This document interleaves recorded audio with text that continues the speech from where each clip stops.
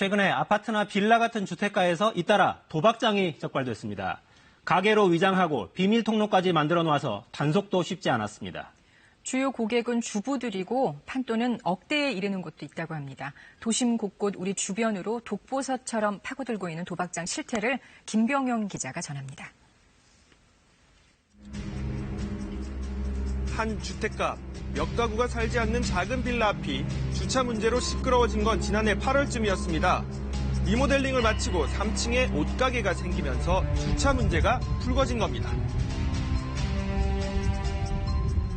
원래 갑자기 사람들 오고 여기 이제 주차장에 차들이 다 복잡하게 됐어. 여기다 이제 차를 대니까 저희가 이제 자재도 내려야 되고 뭐 해야 되는데 그래서 막 못 되게 하고. 경찰의 블랙박스에 찍힌 장면입니다. 차 한 대가 빠져나가기 힘들 정도로 도로 양쪽에 차가 주차돼 있는데요. 빌라를 찾는 낯선 사람들이 많아진 것도 이때부터였습니다. 시도 때도 없이 사람들이 왔다 갔다 해. 어떤 사람 자기 차 갖고 오고 어떤 사람 뭐 택시 타고 오고. 입소문난 맛집이나 유명 옷가게도 아니었는데 손님이 부쩍 많았다는데요. 혹시 옷을 만드는 공장인가 싶었지만 방문객들의 행동이 이상했다고 합니다.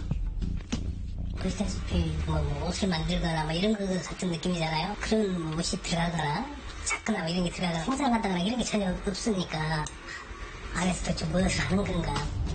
밤마다 이상한 소리도 들려왔다는데요. 사람들이 들어가서 뭐 할까. 하루 이틀도 아니고 좀 많이 본 친구들 또 오고 그러더라고요. 그러니까 다시 이거 가더라고요. 이상한 낌새를 챈 주민들이 경찰에 직접 신고를 하기 시작했습니다.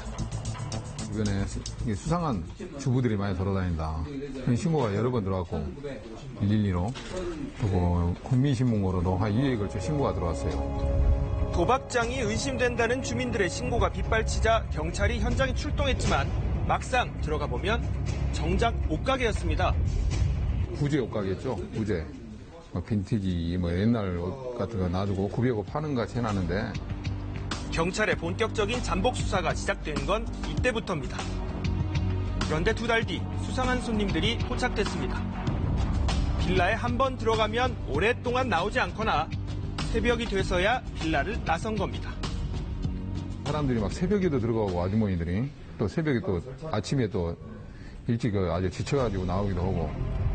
빌라 3층 통로로 들어갔던 여성이 2층으로 이어진 다른 곳으로 나오는 등 이상한 움직임도 포착됐습니다. 얼마 뒤 경찰 10여 명이 빌라 출입구를 봉쇄합니다. 혹시 모를 사고에 대비해 소방차와 구급대까지 출동했는데요. 2층 창문을 통해 안방으로 경찰이 진입하자 얼굴을 가린 여성들이 나옵니다. 이 빌라에선 10여 명이 100만 원대의 고스톱 도박을 벌이고 있었습니다. 대부분 주부들이었습니다. 주부였어요. 특별한 직업이 있는 사람은 없었고 자기들은 이제 우연히 뭐 옷가게 와서 뭐 이렇게 알게 하다가 뭐 했다 그러는데. 그런데 왜 적발이 어려웠을까요?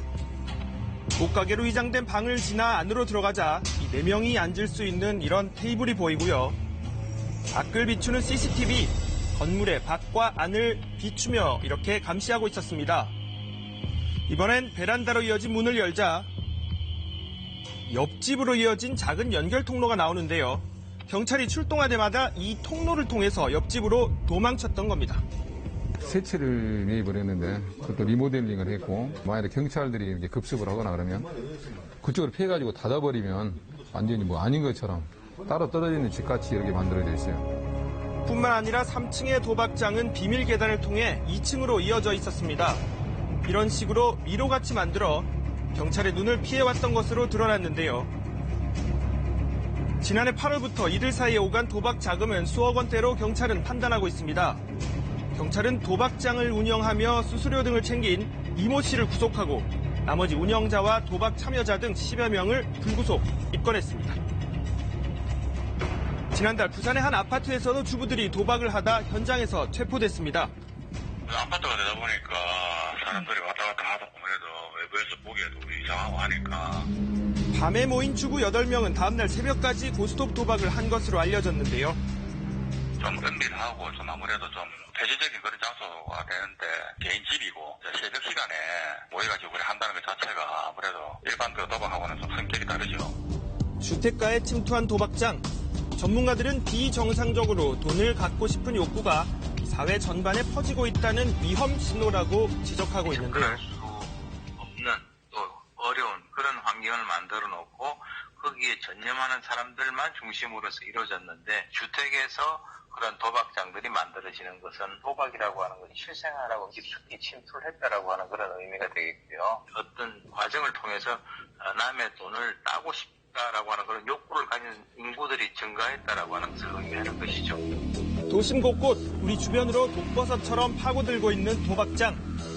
경찰은 이 주택가 도박장의 경우 적발이 어려운 만큼 이웃들의 관심이 무엇보다 중요하다며 적극적인 신고를 당부했습니다.